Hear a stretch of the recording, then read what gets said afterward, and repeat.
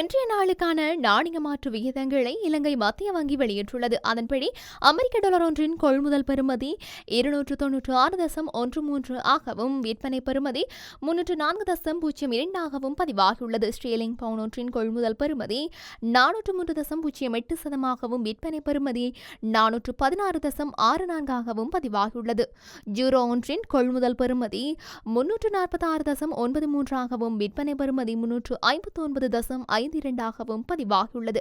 கனேடிய டாலர் ஒன்றின் கொள்முதல் பெறுமதி 216.71 ஆகவும் விற்பனை பெறுமதி 225.06 ஆகவும் பதிவாகியுள்ளது. ஆஸ்திரேலிய டாலர் ஒன்றின் கொள்முதல் பெறுமதி 192.34 ஆகவும் விற்பனை பெறுமதி 201.95 ஆகவும் பதிவாகியுள்ளது. சிங்கப்பூர் டாலர் ஒன்றின் கொள்முதல் பெறுமதி 230.41 ஆகவும் விற்பனை பெறுமதி 240.31 ஆகவும் பதிவாகியுள்ளமை குறிப்பிடத்தக்கது.